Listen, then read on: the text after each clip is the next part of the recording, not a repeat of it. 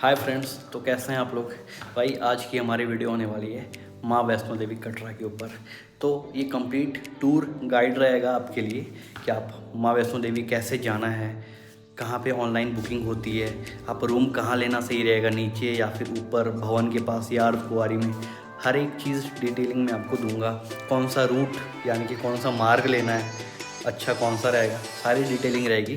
तो वही हमारी जो ट्रेन होने वाली है उदयपुर से नई दिल्ली और नई दिल्ली से वंदे भारत बाई कटरा, सीधा डायरेक्ट ट्रेन है, कोई ज़्यादा प्रॉब्लम नहीं होने वाली। तो सारी डिटेलिंग मैं आपको आगे देने वाला हूँ, तो हमारे साथ बने रहिए, आगे मिलते हैं।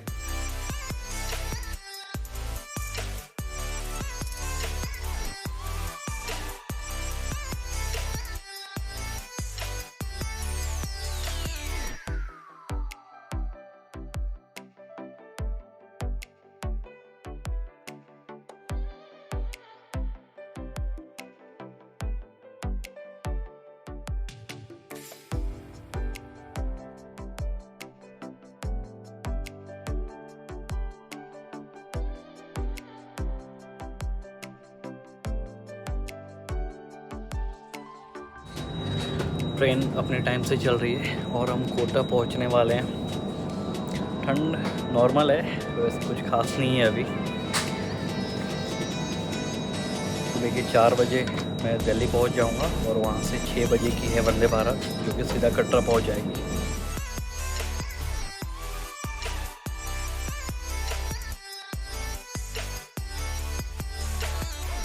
फाइनली ट्रेन आ चुकी है और वंदे भारत में हम बैठ चुके हैं। हमारी सफ़र की शुरुआत हो चुकी है मेन यानी कि नई दिल्ली से कटरा के लिए।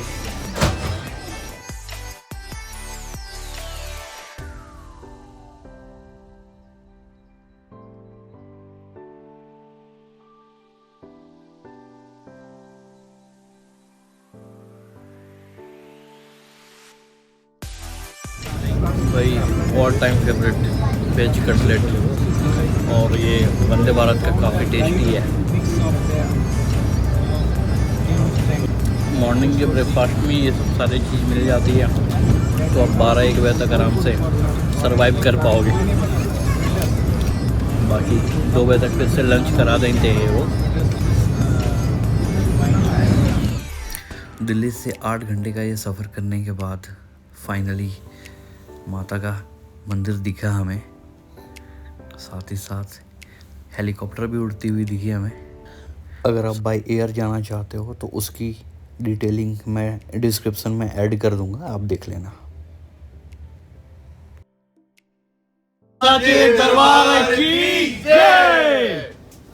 फाइनली कटरा उतर गए हम लोग और सीधा पहाड़ी पे माता का मंदिर विजिबल है। तो RFID कार्ड सबसे पहले बनवाना है। कहाँ पे बनता है अभी चलते हैं, प्रोसेस क्या है देखते हैं, फिर बताता हूँ। चलो आगे चलते हैं। ये कटरा का रेलवे स्टेशन है, काफ़ी बड़े एरिया में बना हुआ है ताकि कितने भी भक्तजन श्रद्धालु हैं तो ज़्यादा प्रॉब्लम ना हो। तो यहाँ से हमें सीधा चलना है और आगे जाकर लेफ़्ट लेना है। तो वहाँ पे RFID कार्ड का और यात्री सुविधा केंद्र है, वहाँ पे आपकी कार्ड बन जाती है। तो चलो आगे चलते हैं। RFID कार्ड बनवाने के लिए आपको आपका आधार कार्ड आपके हाथ में होना चाहिए, हार्ड कॉपी। आप जितने भी मेंबर आ रहे हैं सबको एक साथ होना होता है, क्योंकि वहाँ पे बाइक कैमरा आपकी फ़ोटो ली जाती है और इसके कोई चार्जेस नहीं है। मेरे टाइम पे ज़्यादा क्राउड नहीं था, क्योंकि ट्रेन से उतरते के साथ सबसे पहले हमने यही कराया। तो आप भी ऐसा ही करना, नहीं तो बहुत ज़्यादा भीड़ हो जाती है। RFID कार्ड मिल गई हमें। यहाँ से बाहर निकलते हो तो अगर आपकी पोस्टपेड सिम नहीं है तो आपकी सिम जो है वो बंद हो जाएगी। पठानकोट से 20 किलोमीटर आगे ही तो आपको यहाँ पे पोस्टपेड सिम लेना होगा, जिसकी ज़्यादा चार्जेस नहीं है, आगे मैं उसके बारे में बताता हूँ। वहाँ पे RFID कार्ड बनी हमारी, ये मार्केट से होते हुए ये ऑटो स्टैंड आगे मिल जाएगा। सिम यानी कि टेम्प्रोरी सिम आपको मिल जाता है 300 रुपये में, और वो 1 GB पर डे आपको देगा 30 दिन की वैधता के साथ। तो आप अपने हिसाब से देख सकते हो। और बाकी फिर हम आगे बढ़ते हैं। जम्मू में ऑटो फेयर काफ़ी महंगा है, तो यहाँ से आप बस स्टैंड के लिए ऑटो ले सकते हो और सीधा अपने होटल जा सकते हो। कटरा का बस स्टैंड है ये, गवर्नमेंट बस यहाँ पे आती है। एंड अगर आप RFID कार्ड नहीं बनवाए हो तो यहाँ पे टूरिस्ट रिसेप्शन सेंटर में बनवा सकते हो अपनी आधार कार्ड दिखाकर। ये लोकेशन फवारा चौक के नाम से जाना जाता है। इस लोकेशन पे आपको कई सारे होटल्स, डॉर्मेट्री, रेस्टोरेंट्स एंड ज़रूरत के सारे सामान अवेलेबल मिल जाएंगे, दुकान अवेलेबल मिल जाएंगे। हमने ये होटल बुक किया हुआ था पहले से कॉन्टैक्ट के माध्यम से, तो होटल बहुत अच्छा है, फैसिलिटी सारी अच्छी है। नॉर्मल प्राइस है 1200 रुपये। होटल के पास में सारा मार्केट है, मेन लोकेशन पे होटल है ये। रूम में पहुंचने के बाद हम फ्रेश होते हैं और फिर यात्रा के लिए निकलते हैं। जोर से बोलो, जय माता दी।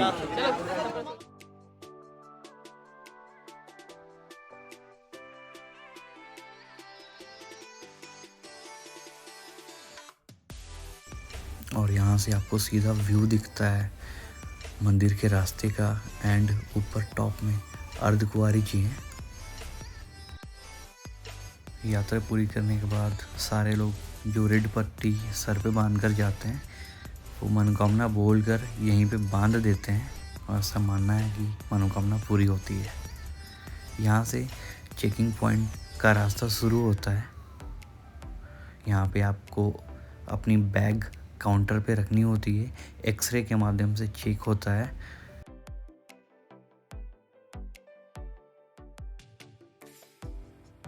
क्योंकि हम 12 दिसंबर 2024 यानी कि ठंडी का टाइम है, ईयर एंड है, इस टाइम पे जा रहे हैं तो ज़्यादा भीड़ नहीं होती है और आप अच्छे से दर्शन कर पाओगे दोनों जगह का। नहीं आपको ज़्यादा लाइन पे लगना होता है और हर एक चीज़ सस्ती रहती है इस टाइम पे। ये लाइन सिर्फ मेल के लिए है, फीमेल के लिए अलग लाइन है, उनको ज़्यादा प्रॉब्लम नहीं होती है, तो ये ज़्यादा अच्छा है।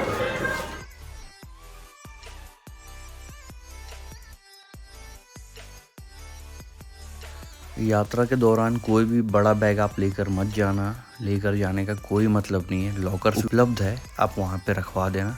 सिर्फ और सिर्फ एक बैग रखना जिसमें कि आपकी नॉर्मल ज़रूरत की सामान हो।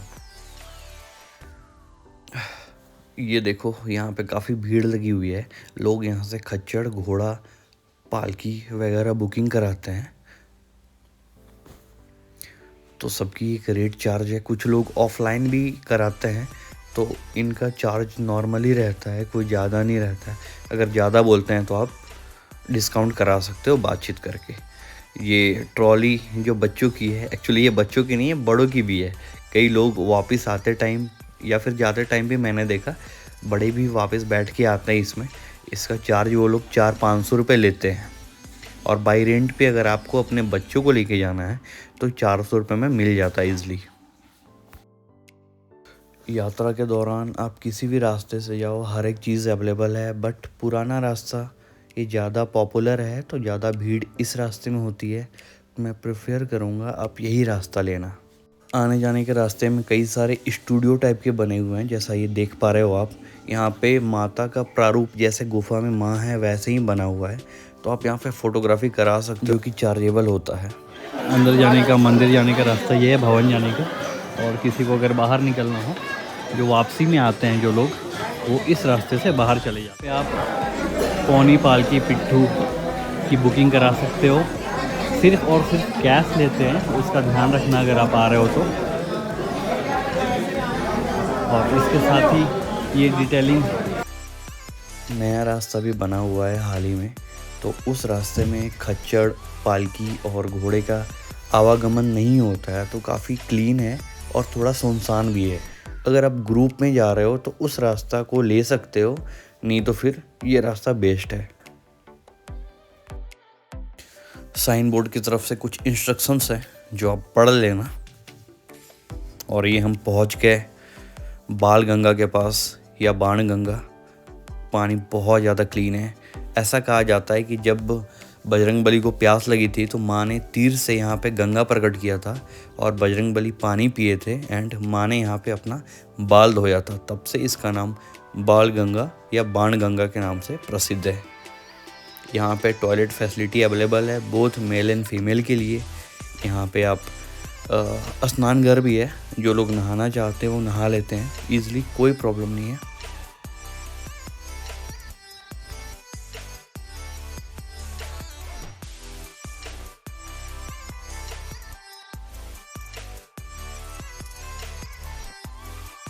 ट्रैकिंग के दौरान बहुत सारे दुकान आपको मिल जाएंगे, खाते पीते पैर की मसाज करवाते हुए आप आराम से जा सकते हो। हर थोड़ी दूर पे आपको फीमेल मेल दोनों के टॉयलेट मिल जाएंगे, जो कि बहुत क्लीन होते हैं और उनका कोई चार्ज नहीं देना होता है।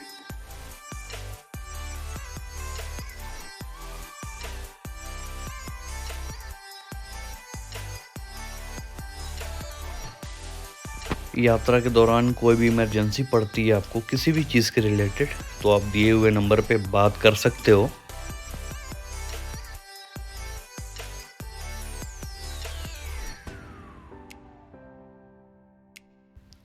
वापस से हमें एक बाथिंग घाट दिखा, ये बालगंगा का ही पानी है ये। तो यहाँ पे लोग महिलाएं अपने बाल को धो रहे हैं। बाल इसलिए धो रहे हैं क्योंकि माँ दुर्गा ने भी यहाँ पे बाल धोया था अपना। चूँकि हम शाम को 5:10 में यात्रा को प्रारंभ किए, अब शाम ढलने वाली है और हम पहुँच जाते हैं चरण पादुका। हमने अंदर दर्शन किया, माता के चरण पादुका बनी हुई है, उसके ऊपर पायल रखा हुआ है।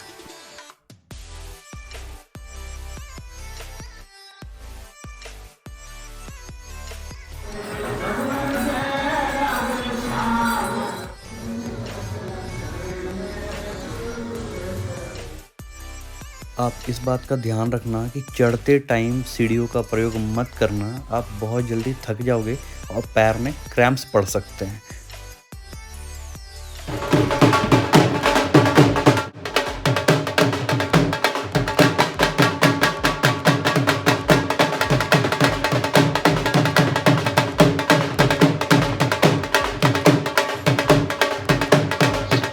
12-15 किलोमीटर की ट्रैकिंग के दौरान आपको बहुत सारे होटल, रेस्टोरेंट एंड रिफ्रेशमेंट के साधन मिल जाएंगे वहाँ पे आप, जो कि नॉमिनल चार्जेस होते हैं, ज़्यादा महंगा नहीं होता है। अगर थोड़ा चार्ज ज़्यादा है तो आप बातचीत करके कम करा सकते हो। अभी आप ट्रैकिंग करो तो ये लट लेना मत भूलना, ये है बहुत मामूली सा, बट इसका हेल्प बहुत ज़्यादा यूज़फुल होता है। आपको थकान 50% कम हो जाएगा। तो ज़्यादा नहीं, ये 10-20 रुपए का मिलता है, वो उठा लेंगे। पीछे घोड़ा था, ये मेरे को मार देता, फिर बोलता कर लो ब्लॉगिंग जितना करना है। तो बात ये है कि ये लेना मत भूलना, ठीक है ना। ओके, आगे मिलते हैं। यहाँ से मात्र 10 मिनट का रास्ता है अर्धकुंवारी जी का, तो बस हम पहुँचने वाले हैं। देख रहे हो ना, अभी अर्धकुंवारी यानी कि 6 किलोमीटर ऊपर हम लोग ट्रैकिंग कर ली है और 7:30 बज रहा है। यहाँ से आपको 2 रास्ता देखने को मिल जाता है, भवन भाई हिमकोटी, भवन भाई हाथी मत्था मार्ग। जो हाथी मत्था मार्ग है वो अर्धकुंवारी होते हुए जाता है, जिसकी चढ़ाई खड़ी है। और एक ये रोड है, ये रास्ता बिल्कुल साफ सुथरा है, यहाँ पे कोई भी आपको घोड़ा पालकी खच्चर नहीं देखने को मिलेगा।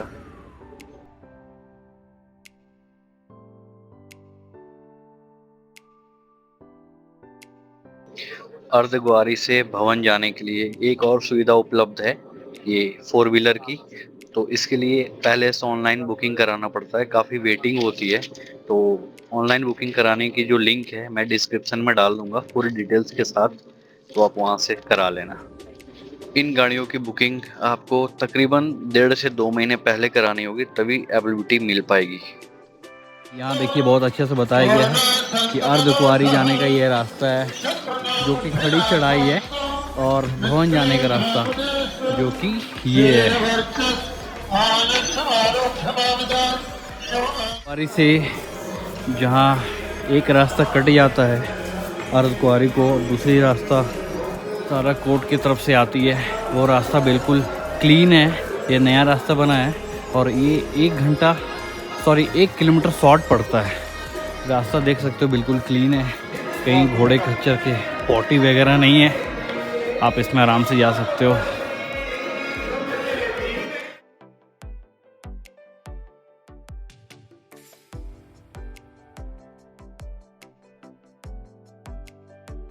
जगह जगह पे toilet and first aid centre आपको मिल जाएगा।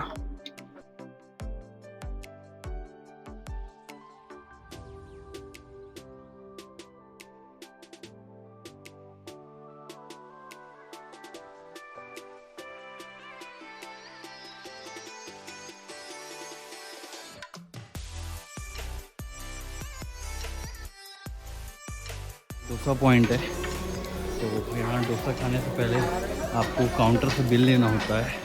तो ये काउंटर है, यहाँ पे रेट चार्ट है, आप देख सकते हो जो मर्ज़ी जो यहाँ पे अवेलेबल है उस हिसाब से खा सकते हो आप।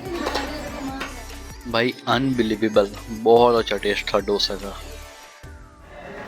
ये हिमकोटी के पास फर्स्ट एड सेंटर है, तो अगर in case of an emergency आप यहाँ पे विज़िट कर सकते हो।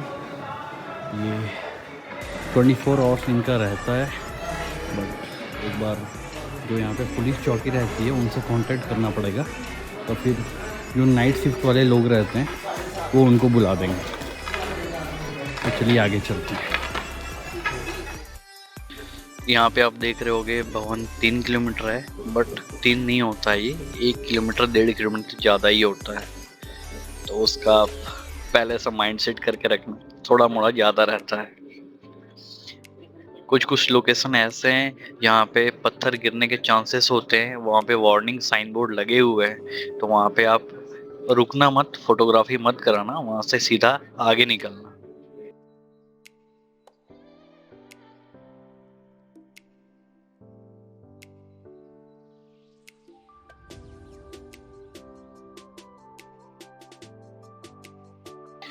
तो भवन का चेक पोस्ट है, काफ़ी नज़दीक पहुँच गए भवन के हम।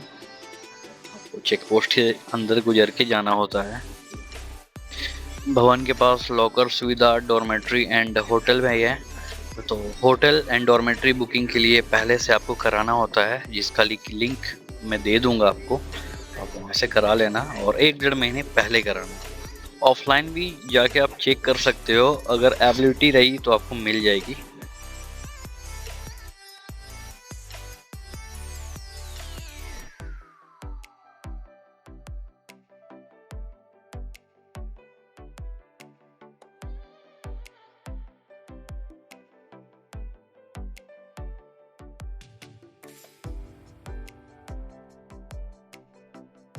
फाइनली माता का मंदिर विजिबल है और तकरीबन हम जिस लोकेशन पे अभी खड़े हैं यहाँ से 1-1.5 किलोमीटर दूर है।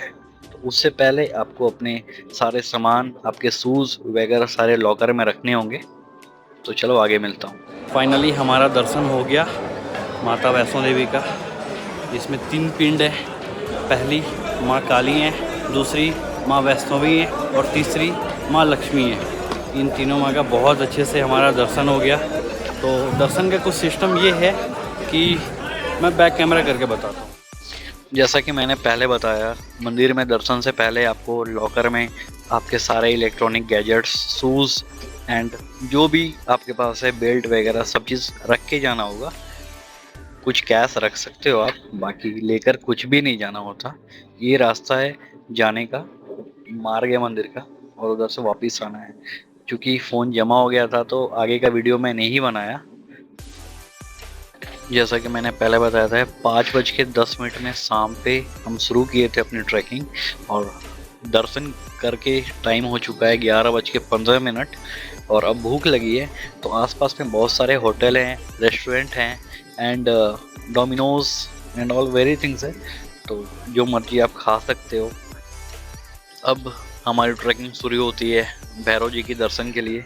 भवन से भैरव जी जाने के भी घोड़ा, पालकी, खच्चड़ अवेलेबल हैं एंड आप रोपवे से जा सकते हो। रोपवे की टाइमिंग एंड बुकिंग लिंक मैं आपको डिस्क्रिप्शन में दे दूंगा। रात को रोपवे नहीं चलती है।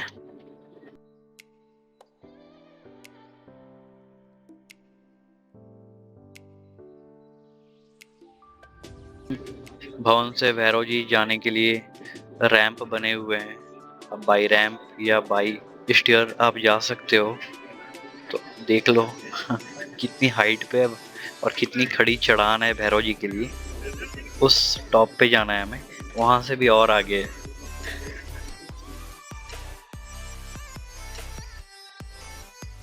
बिल्कुल ठंडी हवा चल रही है यहाँ पे कुल्फी जमा देने वाली। फिर भी अभी मैं काफ़ी 3-4 किलोमीटर ट्रैकिंग करके आया, इसलिए अंदर पूरा का पूरा गीला है, इसलिए कैप वगैरह कुछ नहीं पहना हूँ मैं। कैप पहना तो वो भी गीला हो गया था, खोल के रखा अभी, ताकि बहुत ज़्यादा फ्रेशनेस लग रहा है अभी। तो आप ये जो देख रहे हो ये भैरव जी का मंदिर है, और भैरव जी और बजरंग बली दोनों एक साथ विराजमान है मंदिर में। तो अब चलते हैं, पहले दर्शन करते हैं, फिर एक ओवरऑल व्यू देता हूँ यहाँ से आपको।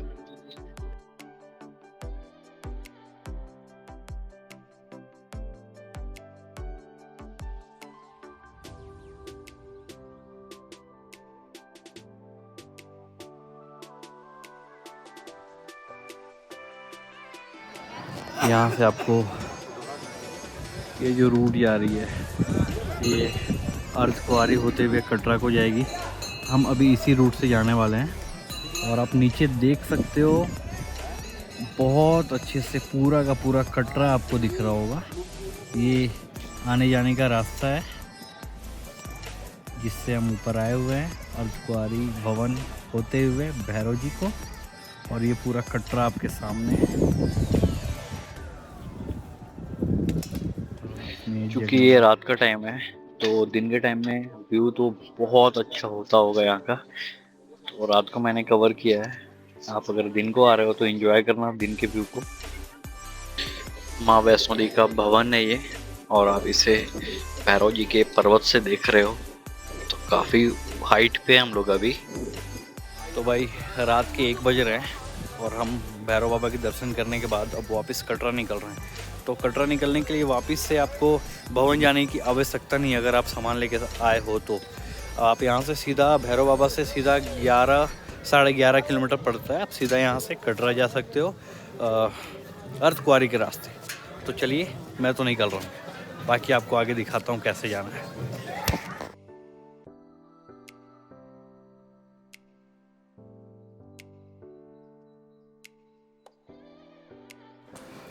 इस रास्ते में आपको 100 मीटर की चढ़ाई मिलेगी भैरव बाबा से, मात्र 100 मीटर। उसके बाद स्लोप बना हुआ है बाई रैंप, आप आराम से उतर सकते हो। बट ये स्टिक आपका साथ ही रहेगा, उसको लेना मत भूलना। तो चलो,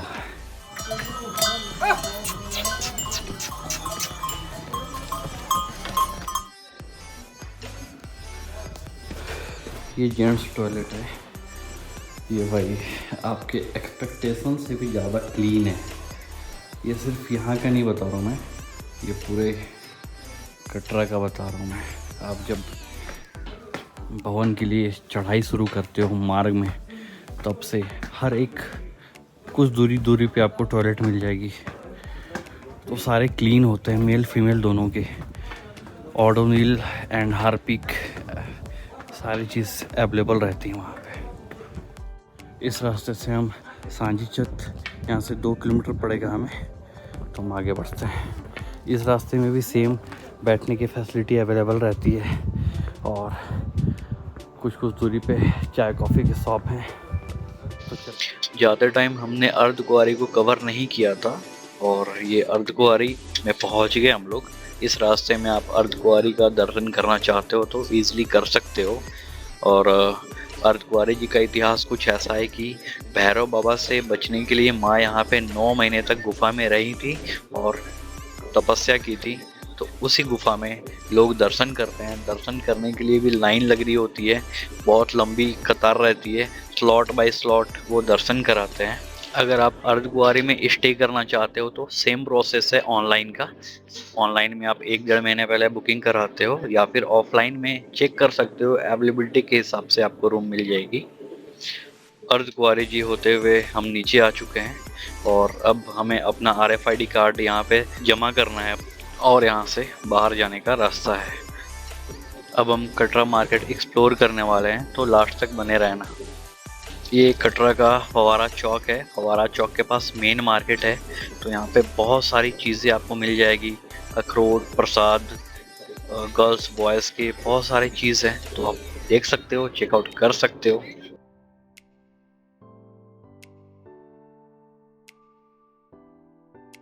फवारा चौक के पास ही ट्रैवल एजेंट्स हैं बहुत सारे।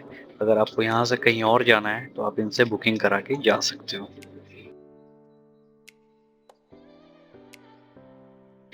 इसी लोकेशन के पास अगर आप थक चुके हो, पैर में दर्द है, तो मालिश करने वाले भी अवेलेबल रहते हैं, जो कि 100 रुपये लेते हैं। लहसुन और सरसों के तेल से बहुत अच्छी मसाज देते हैं 15 से 20 मिनट की। शॉपिंग के लिए कटरा मार्केट बहुत अच्छा है। आसपास में आप बहुत शॉपिंग कर सकते हो। डोमिनोज पिज़्ज़ा है, गर्ल्स का सेक्शन, बॉयज़ का सेक्शन, हर एक चीज़ अवेलेबल है नियर बाई में ही, 100 से 200 मीटर में ही।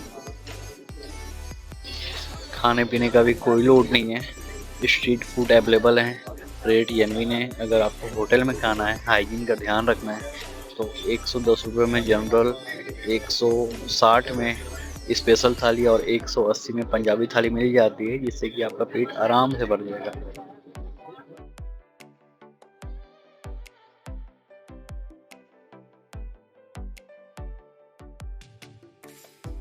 अब टाइम हो चुका है कटरा से वापस नई दिल्ली के रास्ते उदयपुर जाने का। तो बहुत यादगार पल रहा है ये, बहुत अच्छा लगा ये पूरी ट्रैकिंग, माता वैष्णो देवी जी का दर्शन। अब हम वापस जाते हैं अपने लोकेशन उदयपुर में। 5:50 में हमारी ट्रेन है। तो भाई मिलता हूँ नए लोकेशन में नई वीडियो के साथ। तब तक बाय बाय।